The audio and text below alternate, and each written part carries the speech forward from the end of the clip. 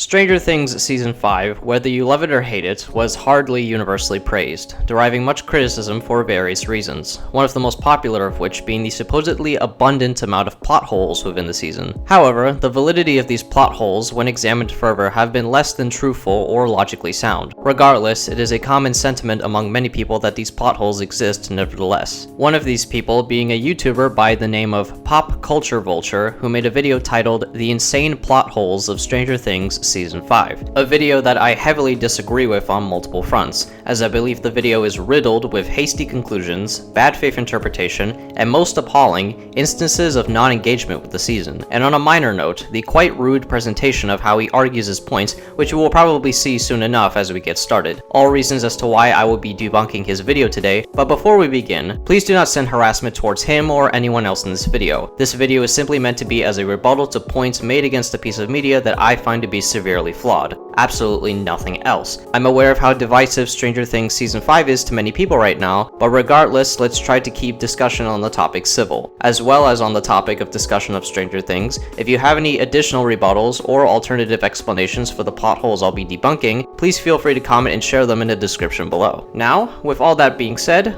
let's begin. Volume 1, The Death of World Building. At the end of Season 4, the Earth is cracked open, spores from the Upside Down are in the Hawkins sky, and we are led to believe that Season 5 is going to be a full apocalyptic war with Vecna. Psych! That's the wrong number!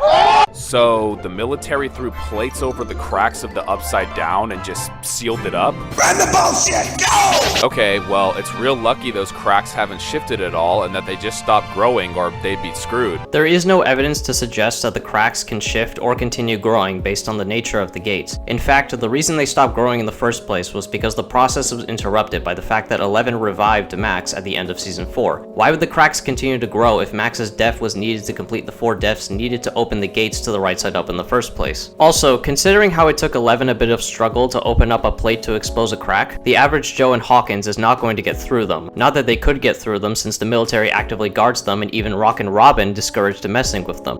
Though, seriously kids, stop sledding on the giant steel band-aid. You are going to kill yourselves, and also the men with guns, they don't like it. Not one bit. As for things like the Demogorgons, I'm not denying the fact that they could most likely get through them, but since no attack happened after the cracks stopped growing, it makes sense for the military to rush to cover them up to prevent any further exposure of spores and to prevent some idiot from going through them. Why did Vecna just stop his attack? In fact, why doesn't he come to the right side up and finish the job himself? A good question. For another time. Did we not watch the same Season 4 finale? Because from what I remember, Vecna was burned and pumped full of lead, which it caused him to retreat in the first place. It's even why he gets a new look in Season 5. He got upgrades. He was injured severely at the end of Season 4, so for him to attempt to go to the right side up and try to kill Max would be a big risk for him, as the group and especially 11 would be ready there to kill him. Not to mention, without a spy or any connection to his tendrils, he'd have no way of locating Max either, so he'd be essentially looking for a needle in a haystack. And I do feel the need to mention that his plan is to merge the Abyss and Earth into one so he can mold Earth into his own image, so sending an army of Demogorgons, not that there is a bountiful supply of them realistically, would not be effective in achieving this specific goal of his. Well, at least it'll be interesting to see the reaction from the townspeople, considering some of them must have seen the giant red glowing cracks in the ground beneath them. You sure about that? So, nobody outside of our main cast even acknowledges the military occupation. Nobody saw the glowing cracks in the ground, the giant plumes of particles that were launched into the sky. There's no rumors or conspiracies running through the populace. It's just business as usual. Oh, okay.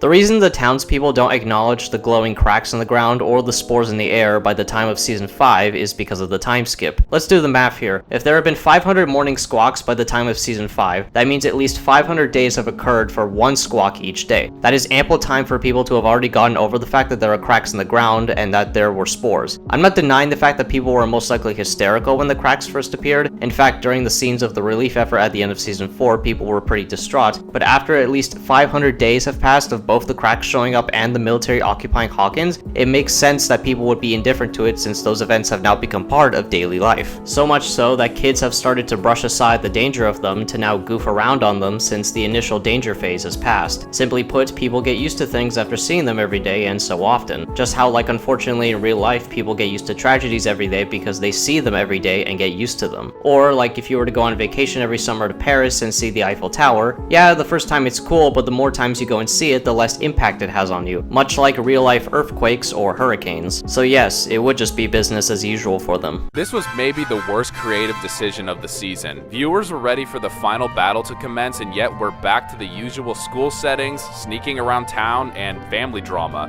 How am I supposed to feel the impending doom of Vecna when you can just throw metal fucking slabs on top of the barriers? What, are you retarded? You can't have your cake and eat it too. It can't be the end of the world, and yet the characters are working at radio stations and attending school like nothing happened. This is peak levels of tell don't show, a cardinal writing sin. I've already explained how and why it wouldn't make sense for Vecna to come back immediately after getting pumped full of lead to finish the job, as well as why the metal slabs on top of the cracks make sense. However, regarding the impending doom point, it is still very much around. Vecna at the end of season 4 is still confirmed to be alive, which means that the urgency, ergo the impending doom of him returning, is still active. It's literally why the group started doing crawls in the Upside Down, because they are so desperate to kill him in order to prevent the impending doom. Not to mention the cracks are still there regardless of the metal slabs. It was never a permanent solution, only a temporary one for the safety of civilians. Also, the reason Robin and Steve are working at the radio station is so that they can communicate with the rest of the group in order to organize crawls. They are actively working to stop Vecna at the radio station disguised as a normal radio broadcast. And as for the main party still going to school, considering they can't go inside the Upside Down without having to sneak into the military base, which they can only do when deliveries are happening, which don't happen often, evident by this line from Murray and Nancy.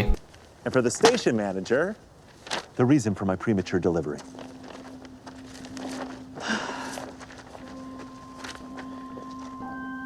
A burn? Tonight? But that's... Too soon, I know. Whatever they're doing in the Upside Down evidently needs a serious injection of resources. What else could they do in order to kill Vecna from the right side up? And don't say 11 could crack open one of the metal slabs to open up a gate. The military is actively guarding and surveying them. The moment 11 did that at the end of season 5, the military was immediately aware of their activity. So yes, they would continue to go to school considering there is nothing else for them to do. Plus they still need to get their high school diplomas, and their parents would kill them for skipping school. So yeah, pretty limited options. So Vecna has disappeared, and Hopper has been sneaking into the Upside Down to find him. I have many questions here. I thought the air was toxic down there. I get Will was captured and had no mask available in season 1, but why is Hopper going down there with no gear? It was never confirmed that the air was toxic. Dr. Brenner and his team only thought it was toxic due to the Upside Down being unknown to them. And no, the spores that hit Hopper in season 2 were not toxic. They only disoriented him, which caused him to get captured. And where are all the monsters? We don't see a single Demogorgon, no bats, no dogs. I mean, I guess those only appear when the plot needs them to. How convenient. With the lack of monsters, I'm not sure why Hopper didn't bring 11 in the first place, or hell, why didn't everyone go down there? The Upside Down clearly poses no threat unless the story needs it to. Sorry, Eddie. Rest now, brother. We have the watch, and I'll see you in Valhalla. The reason there aren't any monsters is because they aren't a native to the Upside Down. They are native to the Abyss, and Vecna is shown to be the one that controls them and only releases them when he needs to for his plan. That's why they never showed up in the 30+ crawls, because Vecna was busy upgrading himself and getting ready to commence his plan. Which then began when Hopper entered, when he sent those Demogorgons against the military and to capture Holly. And it's not like he needs them there to protect him since he's safe in the Abyss. So why would Vecna send Demogorgons, Demodogs, or Demobats into the Upside Down if he doesn't need to? It's a waste of resources and, most importantly, a waste of time. And we're getting ahead of things here, but if they've systematically searched the Upside Down, how in the fuck did Hopper not see the giant wall that surrounds it, or anyone in the previous seasons? Don't ask questions. Just consume product and then get excited for next product. If you're referring to them not being able to see the wall from a distance, there are these things called clouds and fog that are very evidently present in the Upside Down, which are known to obstruct people's view, especially long-range view. However, if you are referring to the crawls in different sections of the Upside Down, it's entirely possible that given the short amount of time that Hopper has to clear areas, he would not have enough time to explore the Upside Down as much as you think he does, evident by how excited Murray and Nancy were at the prospect of 2 hours for a crawl. I figure a supply drop this big takes 2 hours minimum. which gives Hopper plenty of time for a crawl. Therefore, because of the lack of time, Hopper would not have been able to explore the outskirts of Hawkins in order to see the wall, since that would be too far and take too much time for him to try and explore, since he also needs enough time to get back to the military truck in order to get back home. Another huge mistake the show made, I don't care about Holly at all. I deadass forgot Mike even had another sister, and why are we introducing her in the 11th hour, no pun intended, when we could have had a different character we're attached to be captured by Vecna instead? Vecna literally explains to Will why he kidnapped Holly. You know why? Why I chose them to reshape the world.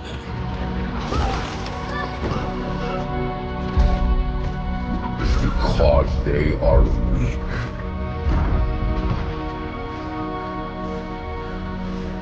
Weak in body and mind.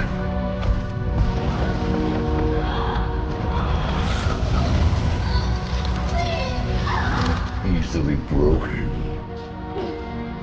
Easily reshaped. Controlled. The perfect vessels.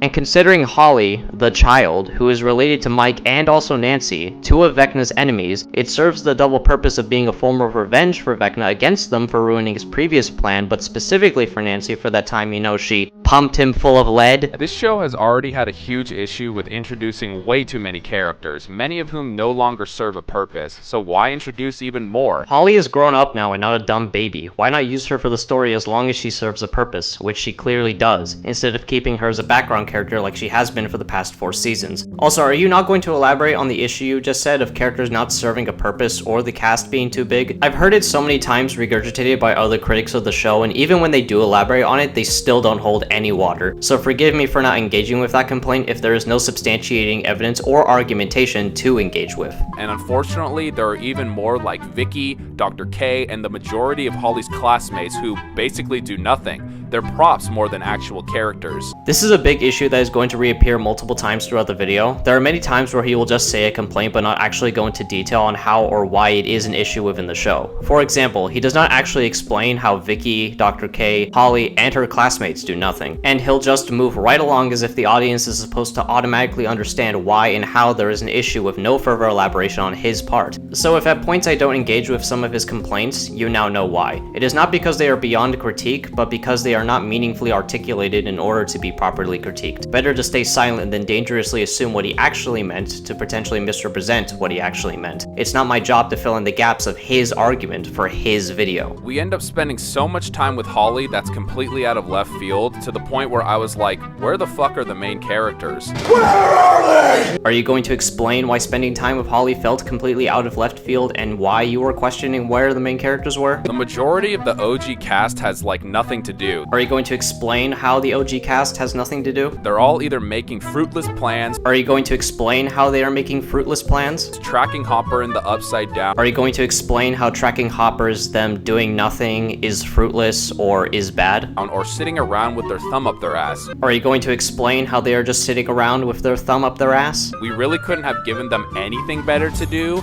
or traded out Holly and her classmates for the characters we know and love. Are you going to explain why what the cast are doing is insufficient to the story? And I already explained why Vecna needed Holly and her classmates, so I won't touch on that again. Nah, I don't really feel like it. And before I hear some dumbass say, well, Vecna needed the kids for his plan, let me explain why you're a moron. Well, I guess I'm the moron because I've been saying that the whole time, but sure, I'll play your game. First off, the Duffers could have changed it so some members of the OG cast were kidnapped. Are you going to explain why the Duffers should have done that, or how that would be better for the plot of the story? Second, they're in control of the story for God's sake, and if this was the plan all along, which it clearly wasn't, then Holly and her group should have been introduced long before this season. Why? Literally why? That would actually contribute to the supposed problem of characters having nothing to do, because back then in the earlier seasons, Vecna only needed Will for his plan in season 2 and Billy for season 3. Why would he go through more trouble to use more kids when he would only need one? Holly and her classmates, which by the way earlier on would have been like dumb babies or 5-year-olds, so what agency or usefulness could they possibly provide, would have nothing to do aside from simply existing alongside the main plot, which of course the group wouldn't tell them about the Upside Down since there is no reason for them to know that. that. And third, even within the internal logic of the narrative, it doesn't make sense. In Season 4, Vecna doesn't use little kids to open the 4 pillars in Hawkins, so this feels like complete bullshit to force in an unnecessary storyline with a character I couldn't give a shit about. And this is no shade to the actress, I think she's fine, I'm strictly roasting the writers on this dumbass decision. The way Vecna's powers work is that he targets people that are mentally vulnerable or mentally weak, something that he references to Will. You know why? Why I chose them to reshape the world.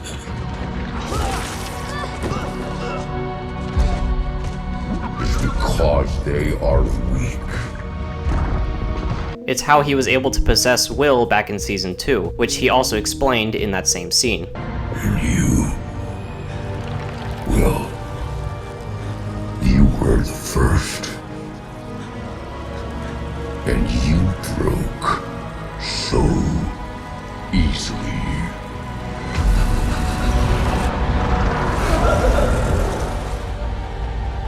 You showed me what was possible, what I could achieve.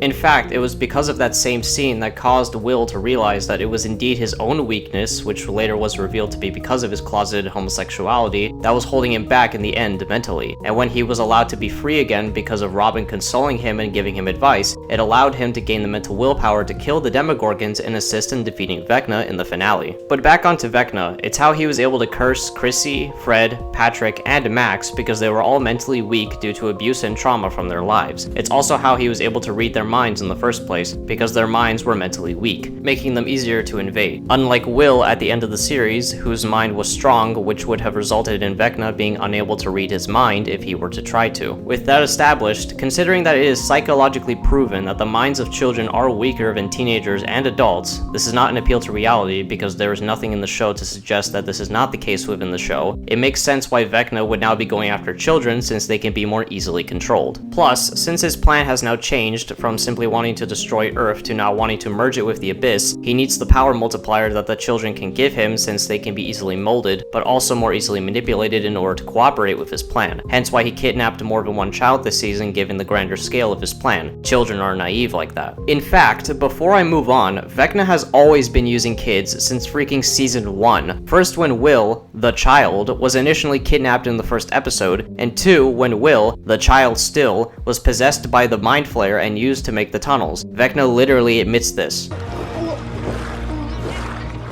and I, we are going to do such beautiful things together, William. My builder.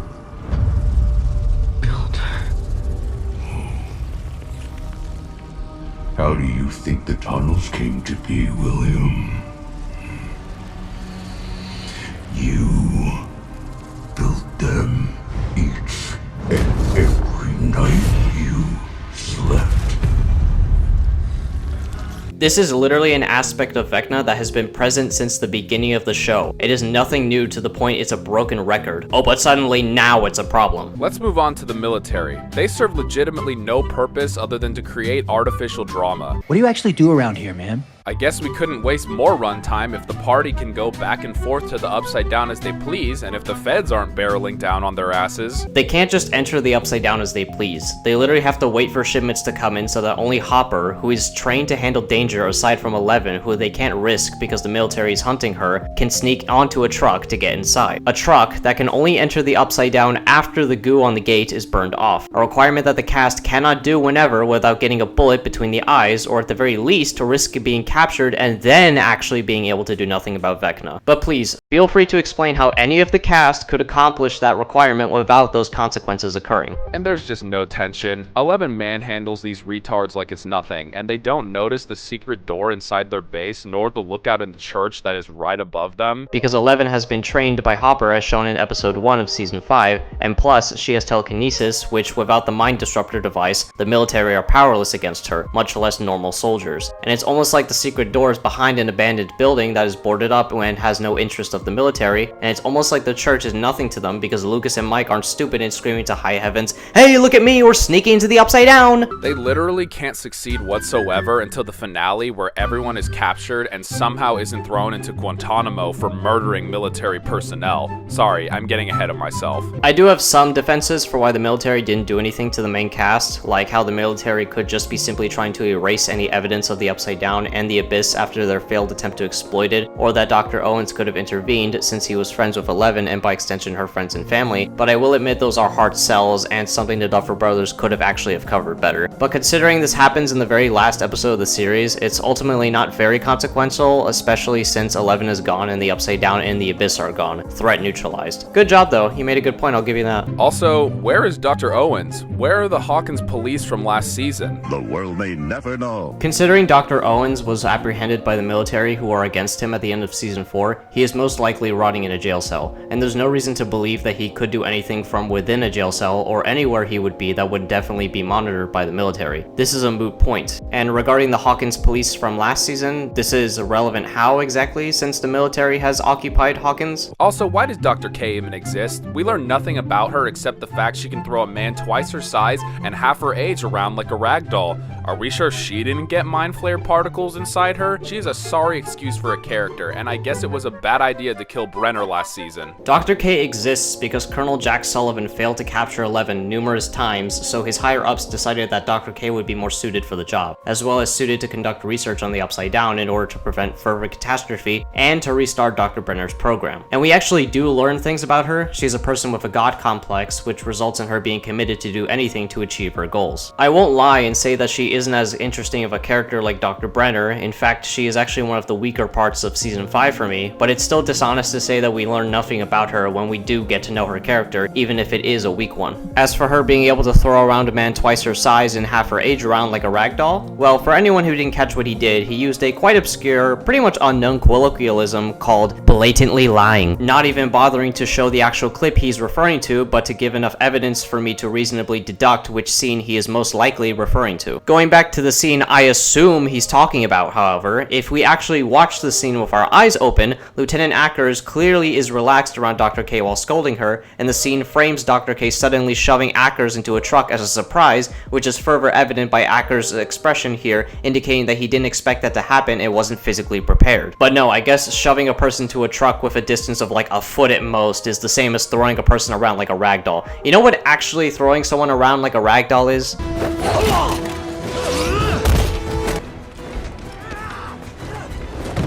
Not be bullied by that.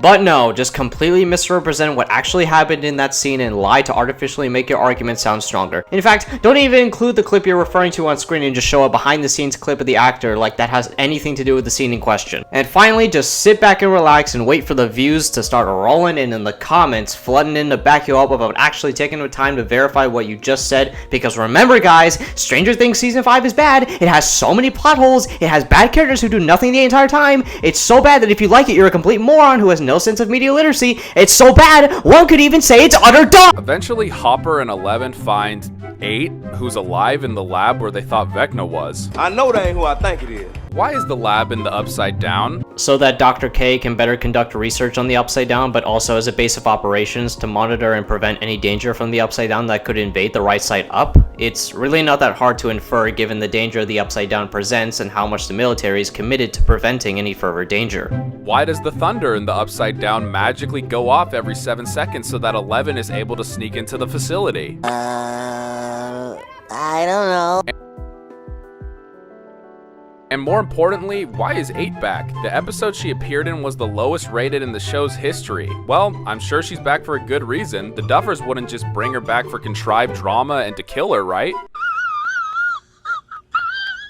We'll come back to 8 later. Well, at least we had more time for Will and Robin to talk about the big gay. Ooh, Jesus Christ. Now don't get it twisted, I'm not homophobic. I think Will should have come out seasons ago, and I have no problem with this. But it feels like the writers were embarrassed that it took them this long to finally acknowledge it, and that they needed to make up for that by putting emphasis on it in multiple scenes. And the problem with these scenes are as follows. 1, I never realized how much I hated Robin until now. She simply does not shut the fuck up. Her quirky, autistic ramblings were so annoying I almost skipped these scenes altogether. And she, like many other characters, serves virtually no purpose in this narrative other than to be the other gay character who mentors Will. Did I mention Will is gay? It's almost like that's her character, and it's something that she has literally acknowledged on multiple occasions, like when she told it to Steve, Nancy, and Joyce. But I'm having this problem where it's like I should stop talking. I have said everything I need to say, but then I guess I get nervous and the words, they keep spilling out, and it's like my brain is moving faster than my mouth, or rather my mouth is moving faster than my brain, and it's like I'm digging this hole for myself, and I want to stop digging, and I'm trying to stop digging, but I can't, and I'm doing it right now, aren't I? Yeah, you are. Doesn't make sense. I know. That's why I said it was a shot in the dark. I know. I just thought that by shot in the dark you were being modest or hiding something super solid up your sleeve that you were gonna wow us with later. But this is like really, truly a shot in the dark. Like we are snipers with blindfolds on who've been spun around 50 times. Coming! Did I come off mean or condescending or something? No. Right. Sorry. It's just you seem annoyed. You don't know me very well. I don't really have a filter or a strong grasp of social cues. Okay. So if I say something that upsets you, just know that I know that it's a flaw. Believe me, my mother reminds me daily. Got it. All right.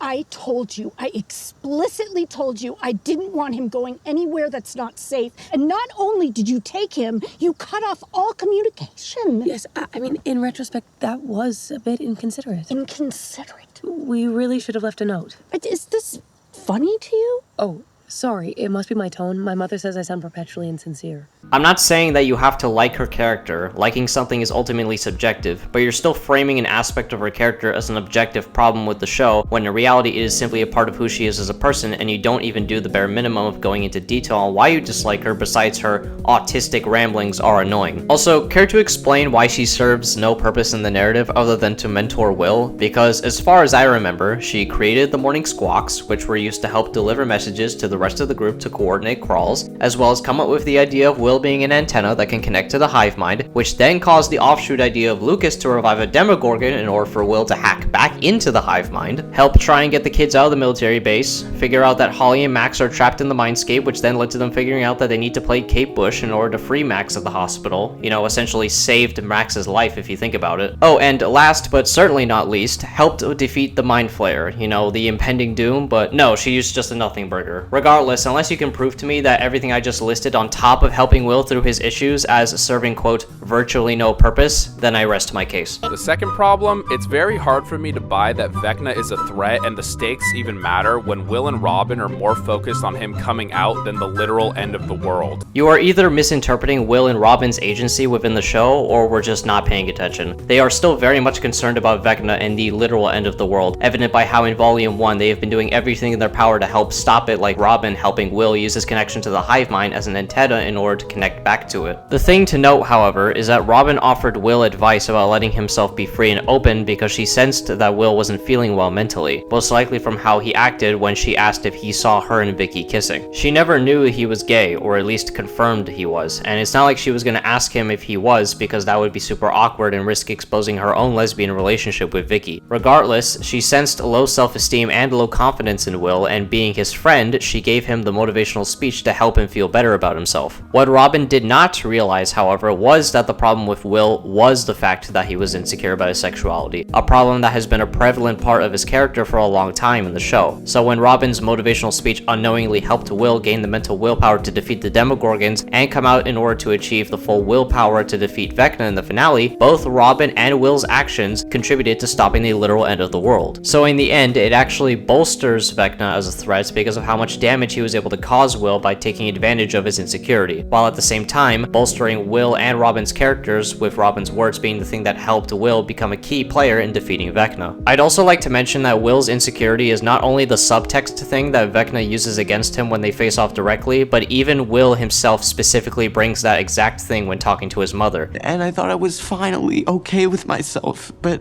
then today Vecna showed me what would happen if I did this, if I told you guys the truth. He showed me a future, and in this future, some of you are just worried for me. Worried that things will be harder for me, and it just makes me feel like something's wrong with me. So I push you away, and for the rest of us, we just drift apart more and more and more and more and more until I'm alone. And I know none of that has happened, and in fact, I can't see into the future, but he can see into our minds, and he knows things, and it just felt so real. It felt so real. Will, you gotta listen to me. Will never, ever happen. You'll never lose me. Ever. Okay. And you'll never lose me.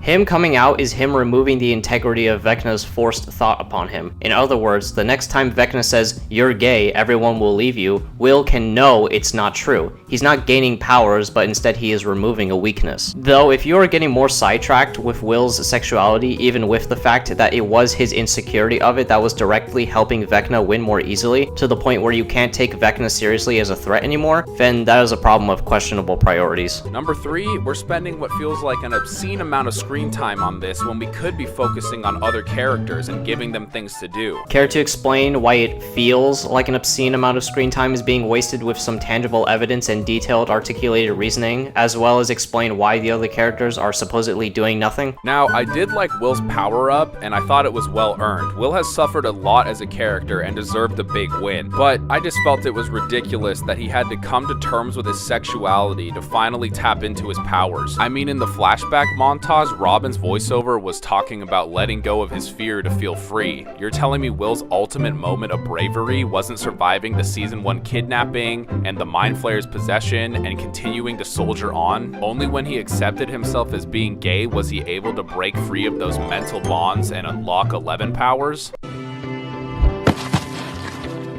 Unfortunately, on top of simply opting to put some trash meme clip of dies of cringe, as opposed to actually elaborating or explaining in detail how this is a problem, as if that clip alone is supposed to prove anything of what you just said as valid criticism, you also summarize the events of what happened incorrectly, which means I can't rebuttal this even if I tried, because it would make me incorrect since I'm building my counter-argument off of incorrect information. But before I move on, no, Will did not break free of his mental bonds because he accepted himself as gay, but rather because he was insecure about how he would be perceived because of him being gay, as well as no, he did not unlock 11 powers, as they literally clarify he's a sorcerer and can only access his powers when he's near the hive mind. I don't understand. How did you... He's a sorcerer.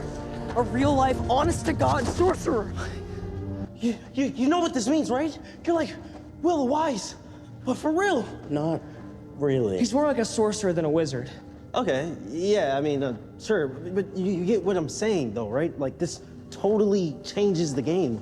We got our second L. I'm not like a second L. I don't have powers. I'm siphoning, I'm stealing Vecna's, and to do that, I have to be near the hive mind, and Vecna is not coming back. Literally just summarizing what happened in a quite disingenuous way, and incorrectly I might add, and being awarded for it. Also, why the fuck does Vecna even show up here other than to Aura Farm? Good thing for our heroes he decided not to kill everyone then and there. I was coping so hard after this, like, Vecna wouldn't have just let them live if it wasn't part of his plan. There's definitely a reason. How do we tell him? Blatantly lying. Vecna literally unleashes Demogorgons to kill everyone after taking the children with him, and if it wasn't for Will, they'd all be dead. As for why Vecna entered the right side up, it was like I said, to take the children with him who are immensely essential for his plan to succeed, and considering they were about to get away and he's all upgraded, it now makes sense for him to take matters into his own hands and secure the children himself, while his Demogorgons take care of the less important priorities of killing the main cast. It also makes sense why he would be so dismissive of the main cast, by the way, considering he has been one step ahead of them this entire time and how he personally looks down upon Will. His overconfidence has always been his weakness, and considering how much his plan has been succeeding up to this point in the story, plus the fact that he's in the abyss, he is basically untouchable, he has every right to be. Maybe the most ridiculous moment of Volume 1 was Mrs. Wheeler's last stand against the Demogorgon. I thought the moment in itself was okay. It was a clear reference to Ripley's famous moment. Get away from her, you bitch!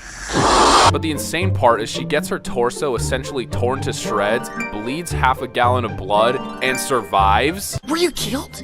Sadly, yes. But I lived. This is honestly just a nitpick at best. I mean, yeah, it's definitely a little weird that she suffers such serious injuries, especially since she is still actively bleeding on the floor, but considering the ambulance gets called almost immediately after the attack, it is also entirely possible that her wounds were fresh enough in order to be treated quickly by the hospital. And it's not like after when she returns, she's over here boxing the demo dogs. She was still weak and had to take advantage of the fact that they were only focused on finding Max as well as being quiet in order to sneakily place the fire extinguisher to blow them up. And right after that, she gets told to go to the hospital bed because the rest of the group and even herself acknowledged that in the end she was still weak and couldn't do anything more to help aside from that one stealth trick. Also, why the hell did nobody check on Mr. Wheeler at all? Not even once. He basically does not exist until the ending of the season. Buddy gives up all his bacon at breakfast, houses an entire other family, and gets discarded like trash. Absolutely wild. It's an evil world we live in. Great romanticism of how his character is like. I'm not saying Mr. Wheeler didn't deserve to be checked up on, and I'm not trying to take away from the fact he housed the Byers family, although he doesn't exactly have much empathy for them. I'm so sorry. I can't help clean up. It's okay, Joyce, really. I understand. How much longer? What do you want me to do, Ted? Huh? Kick him to the street? Is that an option? But considering how absent he is from his own daughter's life, Holly, that he doesn't even know how old she is,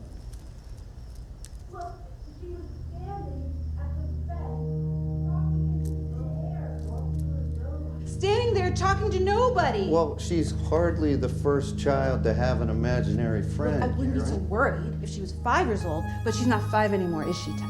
In fact, do you even know how old your daughter is? Oh, You're ridiculous. You don't I'm even not know how talking old to you she when is. you're like this. Is our first one tonight, or are we already on to number 2? doesn't matter.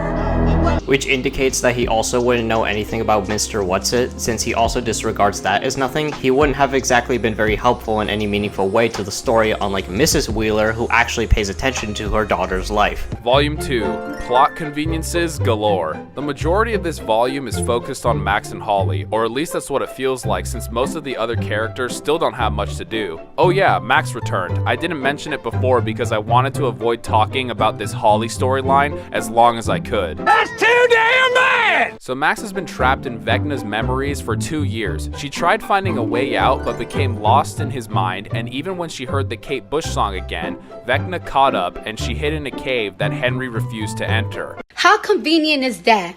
Wow. Well, first off, she didn't enter in time before the song was turned off, which was only then when Vecna caught up to her, and considering how difficult of a labyrinth it is to navigate the mindscape, it makes sense why Vecna didn't find her sooner. As for finding the cave, you can call it lucky, sure, but I don't see how else she would have been able to survive Vecna in the mindscape if the cave wasn't there in Vecna's mind, so it really is only a nitpick as it's already uneasy to navigate the mindscape like I mentioned earlier, so you could argue that eventually she would have found the cave. Well, I'm here to say Max simply didn't try hard enough to escape. As Holly shows, all she needed to do was pull out a broken looking glass, coincidentally line up the crack that just happens to be the same shape as the outline of the cave they were in, walk in the general direction of said cave, and through the power of bad writing discover a pit that just so happens to be hidden right in that general vicinity that turns out to be exactly where they need to go to escape. It's a joke. It's all a joke. They literally pulled a Rise of Skywalker, and like that dog shit film, this is unironically one of the most blatant plot conveniences I've ever seen. It is admittedly contrived, I concur, though I would argue that it's also in bad faith to say that an attempt to at least show don't tell to execute Holly finding the pit wasn't made. Holly has been looking through the broken looking glass for a while now, and she clearly has a good view of the cave exit, so it isn't unreasonable to say that she didn't put 2 and 2 together, especially considering how eager she is to escape, unlike Max, who has lost hope for a while. Plus, the mindscape is known to be very unpredictable, as shown with Max's first attempt at escape, so it's also not unreasonable for these pieces of the puzzle to be included, like the broken looking glass, but the writers definitely could have explained this better. However, it is shown throughout traumatic experiences that you can find a location of where the exit pops up when something like music or when you latch onto something that makes you feel strong, so the last bit is still plot consistent. At no point in your rambling, incoherent response were you even close to anything that could be considered a rational thought. Everyone in this room is now dumber for having listened to it. They stumble onto the memory that Vecna simply cannot bear to face. We see Henry as a kid who has discovered an injured man with a briefcase. He yells at Henry to get back while the poor kid's just trying to help him. He shoots Henry in the hand, which makes him freak out and bash dude's face in with a rock. Right when we're about to see what's inside the briefcase, Max is like, "Come on, Holly, that part of the plot isn't supposed to be revealed yet, and we don't see what's inside."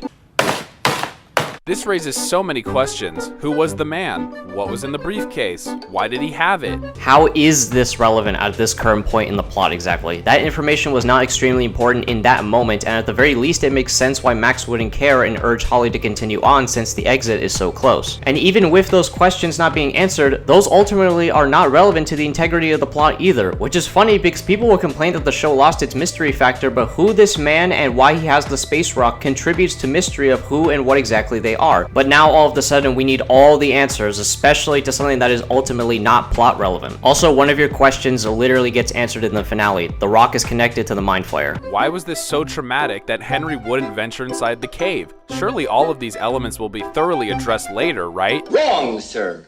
Wrong! Did you just not engage with that scene in any way imaginable? Henry was just a kid who was threatened at gunpoint by a complete stranger, shot in the hand, and then said complete stranger tried to shoot him once more, forcing Henry to pick up a rock and beat him near to death. All very traumatic stuff for a child to experience happening before he is then infected by the mind flare, which when he is then infected, he kills the stranger in a quite brutal way. And speaking of the mind flare, it is at the very least implied that the mind flare is either manipulating Henry's mind to make it where he doesn't want to experience that event ever again, or he's trying to hide the memory altogether.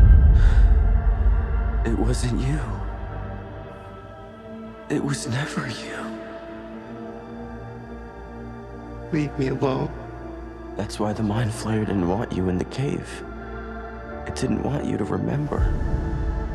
The scene doesn't represent his enjoyment of violence, but rather the moment his life changed completely. The psychological turning point where he was reborn. That's why it was traumatic for him. It was a repressed memory of his. Just because he never resisted the mind flare and ultimately accepted himself as a villain that he is, does not magically erase the trauma that created him. Those two things can coexist. Trauma is about experience, not values. What happened to Vecna in the cave does not represent his values or his ideology, but rather his experience. A negative experience that he understandably, if you were actually engaging with the show, wouldn't want to experience again. That moment in the cave reflected a moment where Vecna felt true terror, helplessness, and the crossing of a moral and psychological line at a young age that his weak child mind couldn't handle. Accepting who you are does not mean accepting everything that led you to become who you are now. So the portals eventually open, Max is about to return to her body in the hospital, and Holly will wake up in Vecna's lair. She can't escape with Max since her body is being held captive in the abyss with the other kids. And instead of escaping as quickly as she can, Max decides to start a podcast with Holly called Words of Encouragement. Let's go!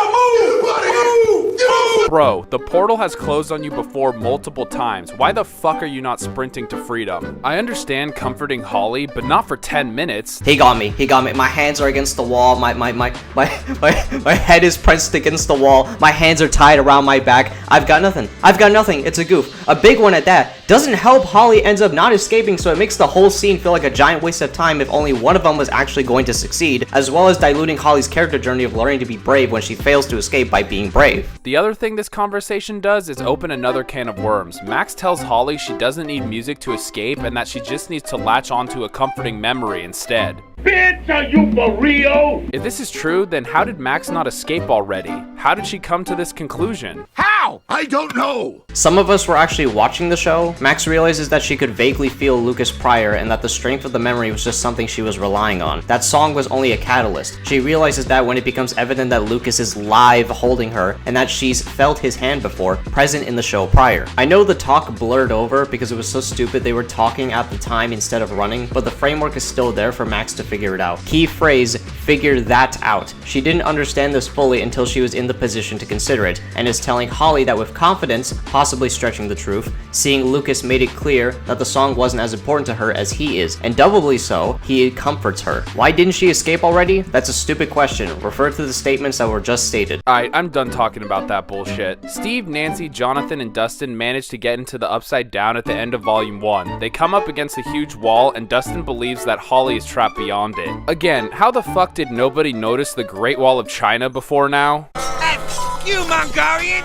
Don't you break down my wall! Anyways, Dustin also believes that the wall is like a shield, and that there's likely a shield generator that is maintaining it. They all travel to Hawkins' lab because it happens to be in the center of the circle created by the wall. Thus, it's a likely spot for the generator. They split up, Dustin and Steve end up fighting, and after Steve storms off, Dustin hits the wall next to him, which just so happens to lead to a secret room that contains Brenner's journal that explains everything they need to know about the shield generator. Are you kidding me? The funny thing is about this complaint, it's the one place other than his own personal home inside a safe that one would be likely to find his journal, you know, and all the other research he's been doing at work. I leave my work at work personally. Most professionals do. Is it a bit contrived how they find the doorway? Sure. Does it make sense that it's there? Yes, clearly they haven't been exploring the location much until today. Also, wasn't Brenner a shitty artist? Those drawings look pretty good to me. Classic movie or TV scientist, gotta have some nice concept art to go somewhere. And to simply further back up the point, I may not be the best artist, but when it comes to technical drawings, they aren't hard to draw since many times they are just rudimentary shapes or symbols, not complex representations of multi-layered objects or entities, like schematics for example. I know it's a stretch, but it's still a reasonable explanation. Nancy and Jonathan end up shooting the thing, and the resulting burst of energy knocks them out and melts the floor. They end up in a room that is filling up with the melted parts of the building, and it looks like this is the end. The couple has definitely had some rough patches in the last season or two, and they decide in the face of death to address the many issues in their relationship. This is actually a pretty complex, emotional scene. Jonathan reveals he was going to propose, but realized that it wouldn't solve anything. He jokingly unproposes to her, and she agrees not to marry him. It comes off as a multifaceted interaction where they acknowledge their issues but are determined to push through as a couple. But apparently I was wrong. This scene was them breaking up, and so many other people were also lost on this that the Duffers headed to Twitter to clarify. Again, maybe your writing isn't very good if you have to live tweet at the audience to resolve confusion.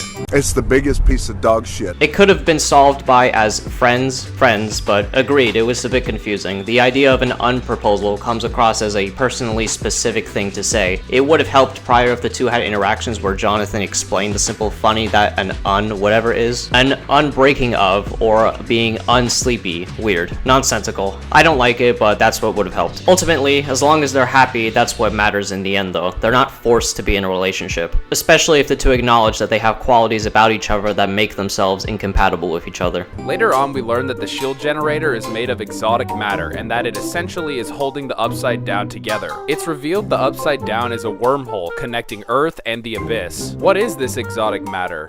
How was it created? Who set it in place atop the lab? Were Brenner's journals created before or after the discovery of exotic matter? Was it created when Eleven originally opened the portal to the Upside Down, or did it precede those events? My brain hurts! If I tried to explain it, which would be fun, it'd just be half headcanon. Unfortunately, it doesn't seem to be designed to be understood completely, and it is likely a concept that just didn't find its way into the script material. Probably, hopefully, who knows, might be a total slip-up. Also, when Nancy T-800 shot the exotic matter, it caused a rift in the wall. Hopper, 11, and 8 are about to be pulled into the eternal abyss, but luckily, a portal back to the right side up appears right in front of them. You can't keep getting away with it! This would be lucky, yes. However, since it's also shown around the abyss that gates can also appear around the area, like when Holly revealed one by lifting up that rock, it's not that this one and only one showed up for our heroes to escape. It's now been established that gates can show up at certain locations, which is most likely due to the large crack made by Vecna during his previously failed plan. At the very least, a pattern has been established. Holly eventually escapes and happens to fall right above the lab. This not only informs the crew that she's not behind the wall, but shows exactly where she's being held. How lucky! It's even luckier that Vecna was able to use his telekinesis to pull her back, or she would be a puddle. But if he can pull her up, why isn't he able to do this to Nancy and the others? Couldn't he levitate them mid-air and drop them to their deaths? This is admittedly a problem, yes, as it shakes up what Vecna's power scaling was established to be. However, since this only shows up in the second to final episode of the series, it's not a huge issue because it would be in bad faith and illogical to assume that he has always had this ability throughout the series, when the most logical conclusion is that this was simply a goof by the Duffers during the home stretch of the series. However, it would be in good faith to infer that Vecna did not know know Nancy and the others were down there when Holly was being pulled up, as Holly was only falling straight down to Hawkins' lab, so it would explain how Vecna was able to catch her because she was staying in one position only. Not to mention, even if Vecna could see Nancy and the others from all the way up where he is, which is highly unlikely because it's nowhere shown he has super sight, he wouldn't have bothered with them anyway because 1, Holly is what's most important to him, and 2, in the eyes of Vecna, Nancy and the others, normal humans, pose no threat to him. A mindset of his that'll be important later, so keep that in mind. Of course, even then, this is a nitpick at best, although Holly failing to escape does undermine her character journey, which is a real criticism considering how much of an effort she went through to escape Camazotz, only for her to end up right back where she started. So you win some, you lose some. And then there's Will's coming out scene. I didn't have a problem with this in theory, but it just felt so forced. Like, guys, I know the world could be ending any minute, but we really need to talk about who I'm attracted to first. That's the real priority. Will explains he needs to conquer his fear of coming out, so Vecna doesn't use it against him, but this doesn't even come up in the finale. Will's sexuality changes nothing in the show, even though the Duffers insisted it was pivotal to the story. Liar! You literally justify why Will had to come out because it is so Vecna doesn't use his sexuality against him, yet turn around and say it changes nothing in the show because it doesn't come up in the finale? Why does his sexuality in specific need to come up in the show? The issue wasn't him liking men, the issue was his fear of how he would be perceived for liking men, that his friends and family would be afraid of him, or they would leave him, or be worried for him. However, after he conquered his fear of people being afraid of him, or leaving him for who he was, when he was accepted for who he was, it paid off directly in the final battle as it was no longer a weakness that Vecna could exploit. I'm not afraid anymore. We're not afraid of you. But somehow Will's sexuality and how he fears he'll be perceived because of it, which is what was holding him back this entire time and ultimately being the thing that helps him defeat Vecna in the end, it changes nothing in the show? And that brings us to the ending, the finale. Rushed and unearned. To be real, I was enjoying the first bit of it because things were finally moving along, but then the plot comes completely undone. How were Vecna and the Mind Flayer defeated so easily? I mean, Will came out for longer than this entire fight lasted. The crew had a single rifle, a flamethrower, some gas in bottles, and a few spears, and killed King Ghidorah in like 5 minutes. Its legs are the size of 3 football fields, and somehow the crew outruns it like it's nothing. Yeah, it's stupid how they were able to outrun the Mind Flayer, I can't defend that. However, way to completely misrepresent everything else that happened, because yes, the crew had a single rifle, a flamethrower, and some gas bottles, and a few spears. However, you're forgetting that they have Eleven and Will, the 2 people who are actually the ones to do the most help in defeating the Mind Flayer and Vecna. Emphasis on Vecna. Because if you recall, the Mind Flayer and Vecna are a part of the same hive mind together, so much so that Vecna calls himself and the Mind Flayer one. We are one.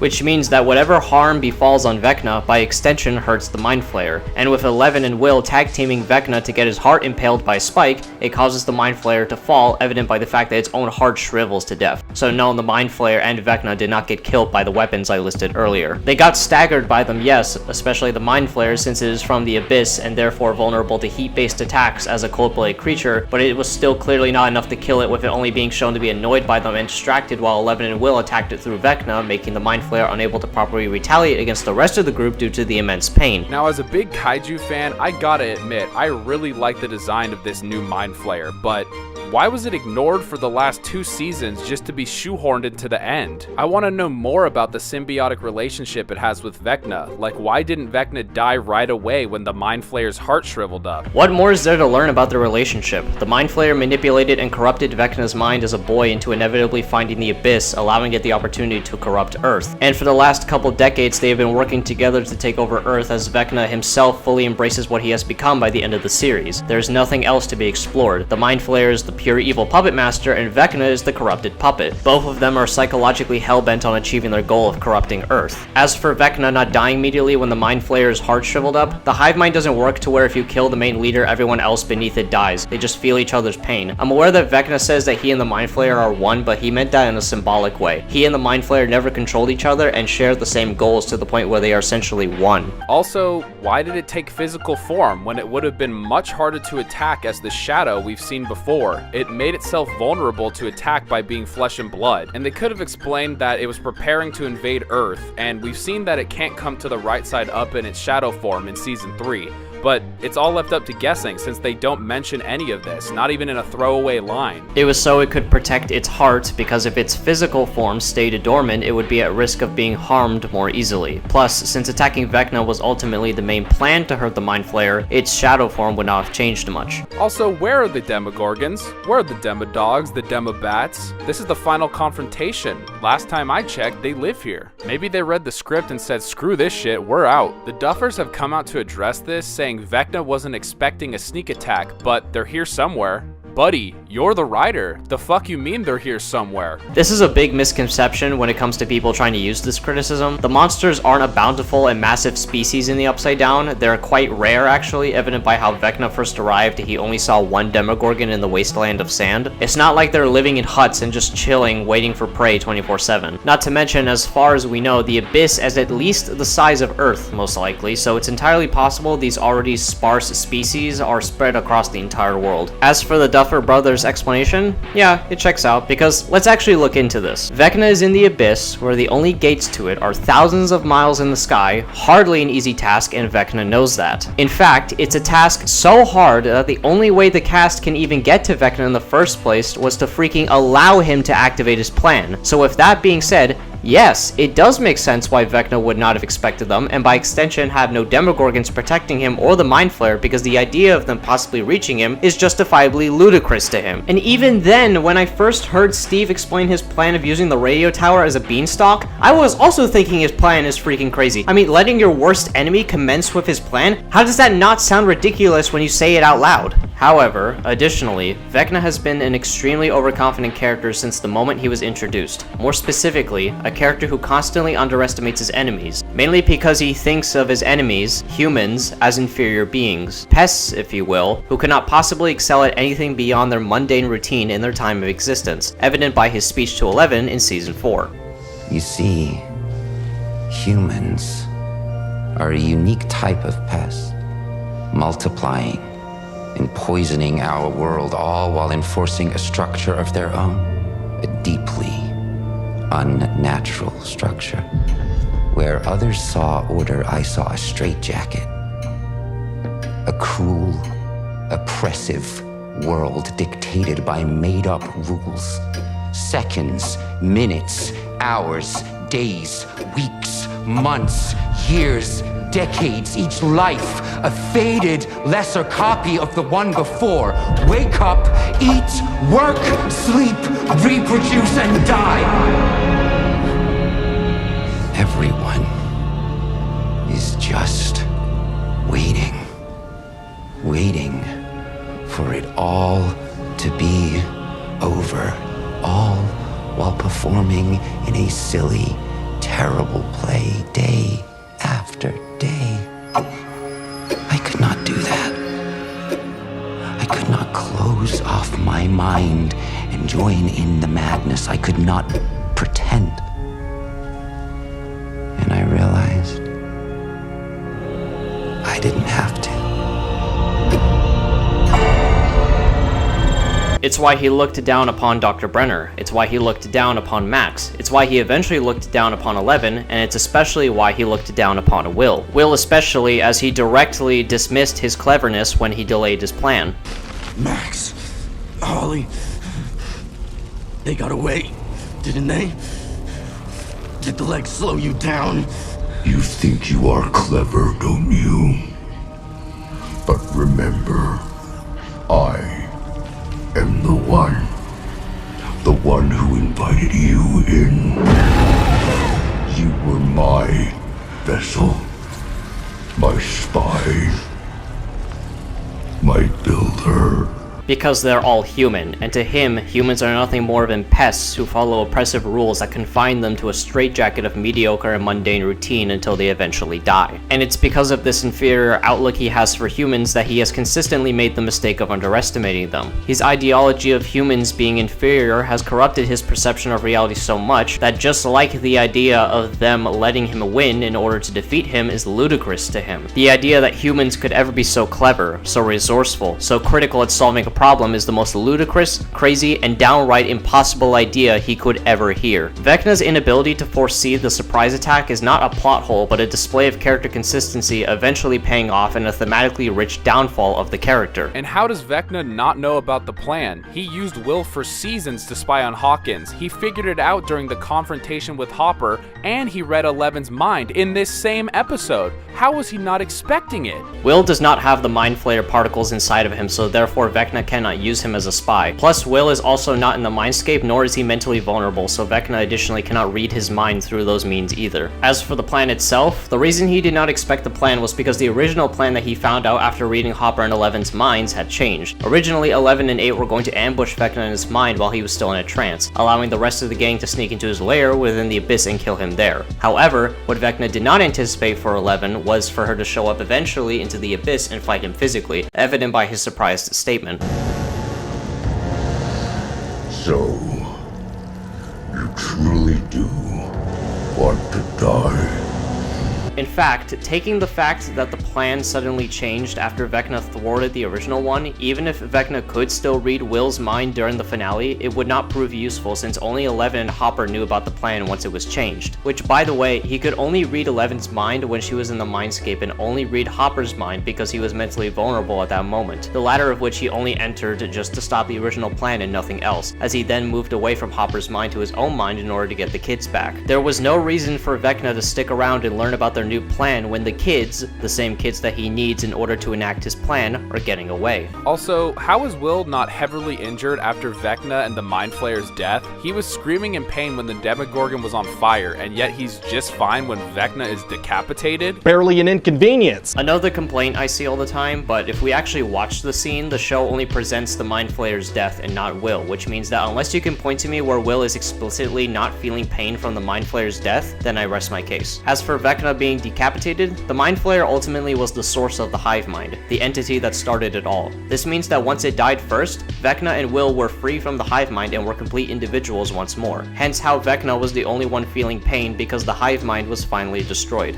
Wait, is the Mind Flayer even dead? We see the Mind Flayer particles fly out of the kids' mouths when they're freed. How does that work if the main body is dead? Forget about it. That was simply the particles expelling from their bodies because the Mind Flayer had died. Even so, but I have to ask, what do you want to happen? The particles to just stay inside the kids? That would honestly raise more questions as to what might eventually happen to them considering how dangerous the particles are. However, with them being expelled, it at least makes sense to where they are no longer a looming threat inside the kids, and especially since the Upside Down is destroyed, meaning the link between Earth and the Abyss is gone, the particles in the end would pose no potential threat to anyone since the Mind Flayer, even if it was hypothetically still alive, can't access Earth through the Upside Down. This is a nitpick at best. And speaking of the kids, it's never answered why Vecna needed 12 kids for the plan to work. And what about Vecna's plan? What exactly is it? We know he wants to meld the Abyss with the Earth, but for what purpose? Won't the impact of the planets kill everyone, including the Mind Flayer and himself? Vecna needed 12 kids because the Duffers wanted 12 kids so that it looked cool. That is the behind the scenes answer. However, considering that the weak minds of children act as a multiplier for Vecna's power, and his power is of a large scale that would require a lot of mental willpower, it is completely reasonable to infer that Vecna did the thinking in his mind that in order to enact his plan, he would need a 12 times multiplier using 12 kids. No less, and certainly no more, since that would ultimately require him to go through more trouble for himself to get more kids to manipulate, and also for him to go through more trouble of manipulating 12 instead of, I don't know, 20 kids. As for the last thing, Vecna wants to merge Earth and the Abyss so that he and the Mind Flayer can shape Earth in their own image. Finally, do you have proof the planetary impact will kill everyone? Or a better question to ask, do you have proof that there will even be a planetary impact in the first place? On a separate note, I was okay that Joyce killed Vecna, but it definitely should have been Will or 11 since they suffered the most at his hands. I can understand that opinion, and to an extent I kind of agree. Though, if I had to play devil's advocate, Will isn't really the type of person to be overly violent unless the situation calls for it immediately, and after overcoming the fear that Vecna was constantly putting on him, and the fact that he helped impale Vecna, I think it was enough bloodlust for him, the latter argument being the same for 11 as well. And speaking of Joyce, she she nor Hopper even acknowledge the entire show that they went to school with Henry Creel. It's just never brought up, and I shouldn't have to see or read about a spin-off play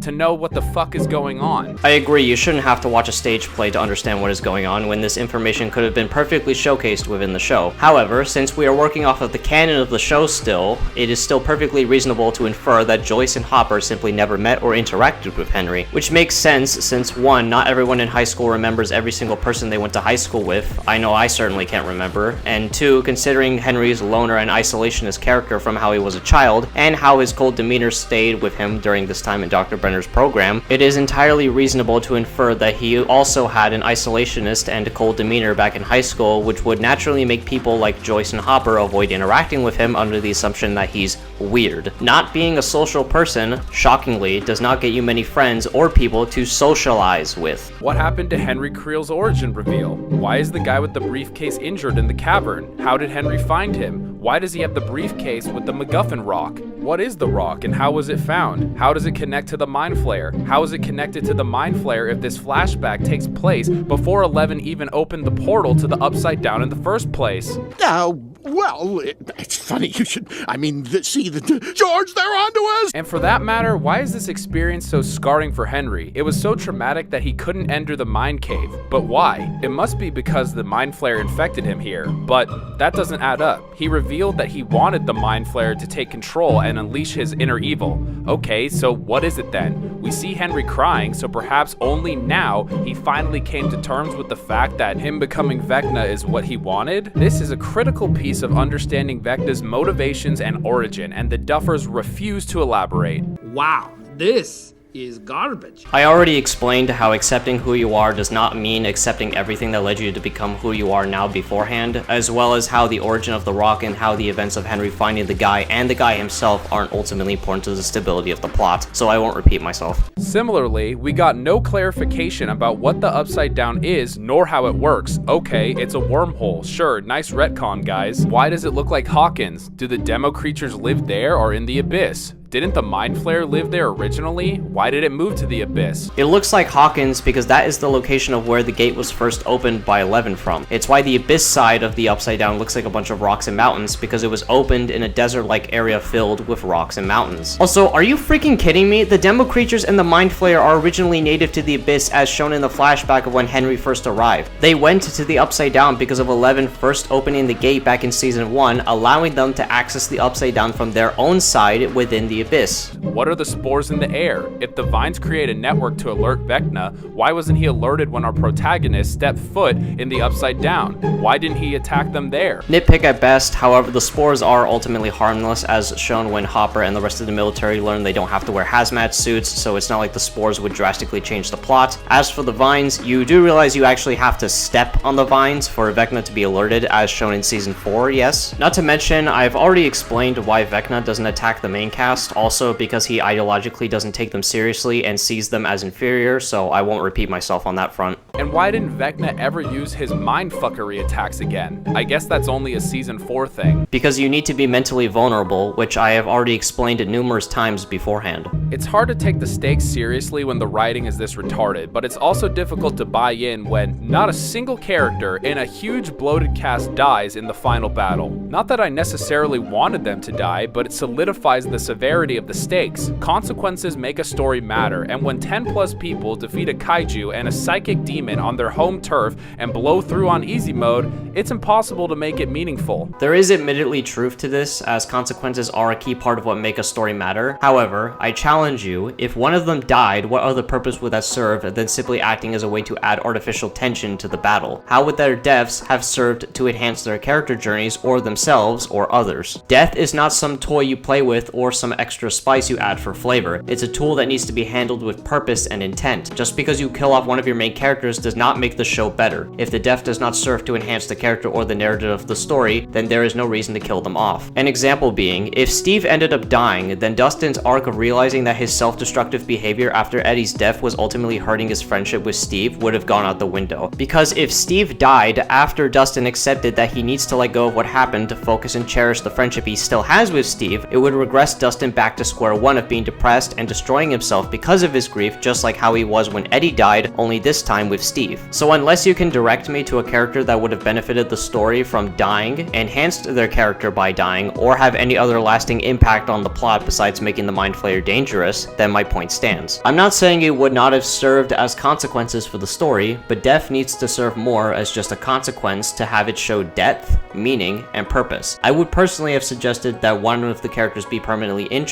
be heavily scarred, or even lose limbs. It allows the story to have meaningful consequences while not having to delve into the extreme of killing characters at the risk of having their deaths result to be purposeless. And that brings us to Eleven's unclear fate. What's the point of leaving it open-ended when there's clear holes in Mike's theory? Maybe that was the point, but how can I tell when the Duffers have failed miserably throughout this season in terms of writing? Let's assume they wanted us to think 11 could be alive. We see the military's frequency devices aimed at our cast, implying 11 couldn't use her powers. Wouldn't she be incapacitated on the ground? Whatever. So if 11 couldn't use her powers, that means 8, who was shot in the stomach, force projected 11 in front of the portal from who knows how far away at just the right time, while also pulling Mike into the void so that 11 could say goodbye. Or was that 8 pretending to be 11? And even when she blew up underneath the bomb, the 11 projection still managed to stay materialized? God, this is sloppy. And since the evidence points to the fact that it was in fact 11's end, why did she feel the need to sacrifice herself? She was able to hide for 5 seasons, but somehow she and Mike couldn't make it work in some cabin in the woods? I like to think of this as Schrodinger's cat. Since we never actually see 11's dead body, it does still leave the possibility that she could have figured out a way to survive. However, it's like you said in the beginning, the holes in Mike's theory was the point in my opinion. Mike is an unreliable narrator here, influenced by the fact that he is still grieving over 11 even after everything they've been through, as well as the fact that he is ultimately still a traumatized kid that has been through so much. I mean, even when 11 was about to sacrifice herself, Mike in that moment still couldn't accept it.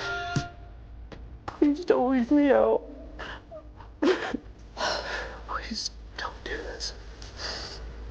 So, as a way to cope and give himself comfort, he did what 11 said he wasn't able to do and wrote his own ending for the story, allowing him to process his grief easier with the possibility that he'll never see 11 again regardless of her being alive or not. Ultimately, what matters to Mike the most is that 11 got to choose her own path and is finally at peace away from danger after everything she has been through in life. A fate that is thematically consistent with her character because for 5 seasons, she has constantly been hunted, abused, and hurt without almost never having the power to choose her own fate, whether for the good of herself or for the good of others. I have to end the cycle. You will, but not like this. Not with more violence. Not with more pain. There's already been so much pain. From the moment you were born, your mother was taken from you. Your childhood was taken from you. You've been attacked, manipulated, abused by terrible people. Life has been so unfair to you, so cruel. That is something Mike knows and empathizes with 11 on, but that doesn't mean he has to automatically be okay with 11's decision. However, it does mean he does have to accept it as her choice because Mike knows that what she has been through all this time and ultimately understands. Because it was never about 11's fate, but about 11's ability to choose. I need you to talk to the others. No. I need you to thank them for me, for being so kind to me, and teaching me what it means to be a friend. No, please don't do this. Please don't do this. Mike, I need you to help them understand my choice. But I don't understand. I know. But you will. So because of that, as long as 11 is happy wherever she is now, that's all Mike needs in order to accept the reality of never being able to see her again and be at peace. He may not have seen 11's body in order to get proper closure, but his theory, however flawed, still provides him with emotional resolution without pushing him towards denial or delusion. It was never about accepting 11's death, but about accepting 11's choice to Mike, which Mike in the end does accept her choice. I will admit it's definitely a creative decision that is very much open to interpretation, but as long as Mike or the rest of the cast think they will never see her again due to her either being dead or refusing to put them at risk, then it's not a plot hole because neither outcome can further affect the story during the epilogue of the season. The story has concluded and moved on, even if Mike hasn't yet. As for the last thing, as long as there's even a shred of evidence of 11 still being alive, the military will never stop hunting her, which will always put her and her family at risk, always. Why does Hopper seem at peace? He wasn't over Sarah's death the entire show, but 18 months later and he's accepted that 11 is just gone? Because after his conversation conversation with 11 before she went to the Abyss, Hopper finally trusted 11, allowing him to let go of his self-destructive attachment he's had with her over the entire series because of his own guilt of losing his daughter, as well as his empathy for 11's own suffering. Hopper has always believed himself to be a curse that ruins everything around him, especially because of Sarah's death. Something that, yes, he never did get over, but that was because it was sudden and unresolved, that resulted in him internalizing that he is a curse, because Sarah didn't have a choice. However, in his conversation with 11, it's when he realized that his self-hatred of being a curse was only hurting the ones he loved, that it was holding 11 back from allowing her to make her own choices, to trust her, to believe in her. When I was a kid, and you found me in the woods,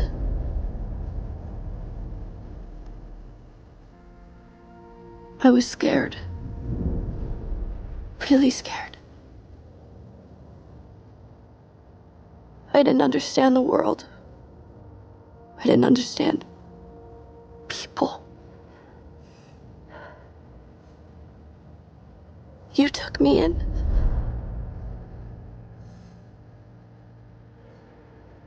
Raised me. Protected me.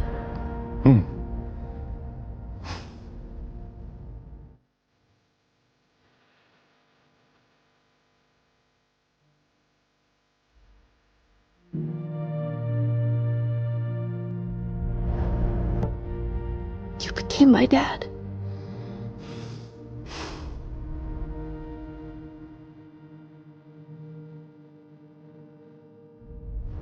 But I'm not a kid anymore.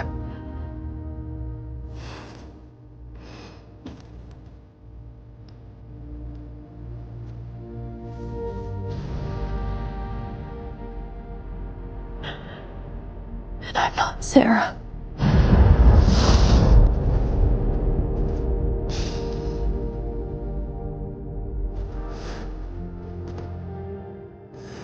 She didn't have a choice to make.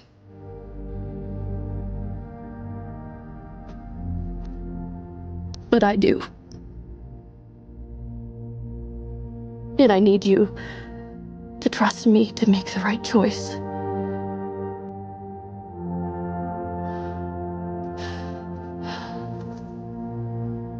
I need you to believe in me.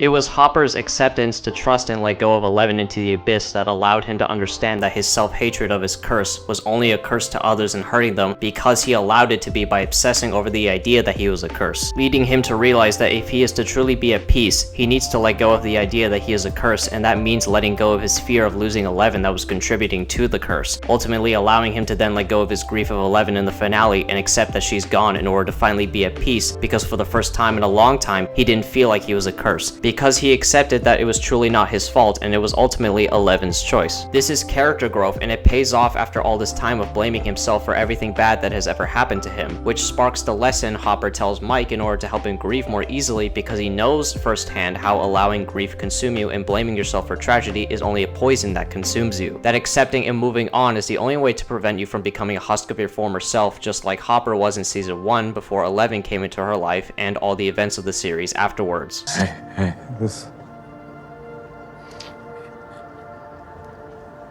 it's not your fault. What happened is not your fault. Al made her choice. Now it's time for you to make yours. And the way I see it, you got 2 roads ahead of you. You got one road where you keep blaming yourself for what happened. You keep going over it in your head over and over, what you could have done differently. You push people away and you suffer because that's what you think you deserve. And then there's another road where you find a way to accept what happened. Find a way to accept her choice. Doesn't mean you gotta like it, doesn't mean you gotta understand it. Never think about it. You just accept it. You live the best goddamn life you can.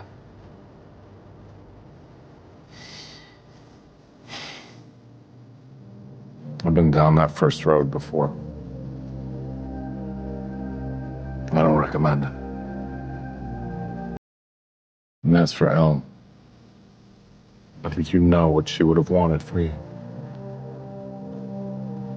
Ultimately, allowing Mike to accept Eleven's choice and allow himself to slowly but surely be at peace as well. I can't lie, I did like the final scene with the gang playing one last game of D&D, but I can't help but wonder, was the entire point of elevating Holly to pitch a spin-off show with the next generation of kids? Who knows? I guess we'll find out. And to add one last insult to injury, Mrs. Wheeler's scars are magically gone. I guess the makeup department took the day off. Fruitless nitpick, a barely noticeable one at that considering her shirt is covering almost all of her chest, so it would be hard to spot anyway, but gold star for you, I suppose. And I can't blame him. This season sucked. So did this video, which is why I'm glad to be done with it. This season definitely had its flaws, but it's far from terrible, and I will be making more videos in the future about the season, as well as analyzing more of its characters in depth, alongside retroactively going back and reviewing the previous seasons. They will take me some time though, so I kindly ask for you all to be patient. In the meantime though, thank you so much for 1,000 subscribers. It has meant the absolute world to me, and I promise you I will continue to make more quality content in the future for you all to enjoy. Now, of course, these are all just my thoughts. Let me know yours down in the comments below, and I will see you all in the next video.